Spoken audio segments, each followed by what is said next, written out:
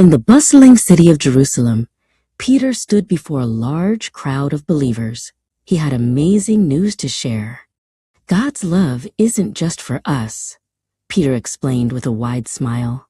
He wants everyone in every nation to know him. The people listened in wonder as Peter told them about a vision he had seen, realizing that the message of Jesus was a gift meant for the whole wide world. Far away in the city of Antioch, the church was growing fast.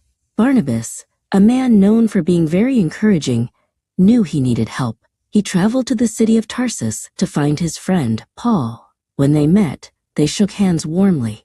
Together, they returned to Antioch to teach the people and strengthen the very first groups of believers. Not everyone was happy about the good news. King Herod put Peter in a dark, cold prison, guarded by many soldiers. But that night, as Peter slept between two guards, a bright light suddenly filled the cell. An angel of the Lord appeared and tapped Peter on the side. "Quick, get up," the angel whispered. Miraculously, the heavy chains fell right off Peter's wrists. The angel led Peter past the guards and through the heavy iron gates, which opened all by themselves. Peter ran to the house of a friend where people were praying for him. When he knocked, a young girl named Rhoda came to the door.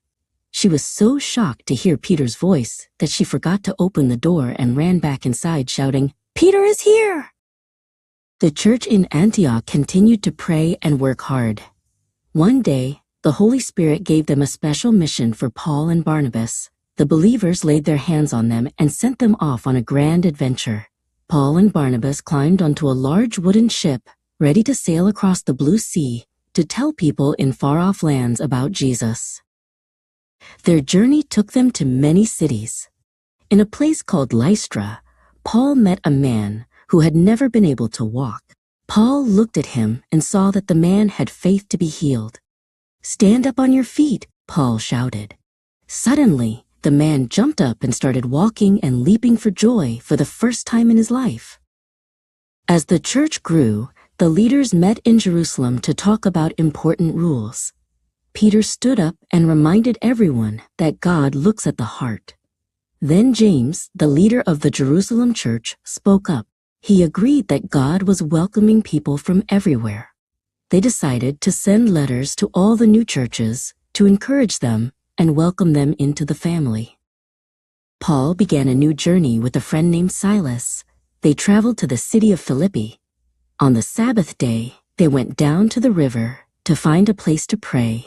There, they met a woman named Lydia, who sold beautiful purple cloth. As Lydia listened to Paul speak, she opened her heart to God's message and invited them to stay at her home. But trouble found them again. Paul and Silas were arrested and thrown into the deepest part of the prison. Their feet were fastened in heavy wooden blocks called stocks. Even though they were hurting, at midnight, Paul and Silas didn't complain. Instead, they began to pray and sing hymns of praise to God as the other prisoners listened.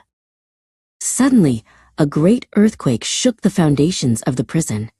All the doors flew open, and everyone's chains came loose. The jailer woke up in a panic, but Paul called out to him, "Don't worry, we are all here."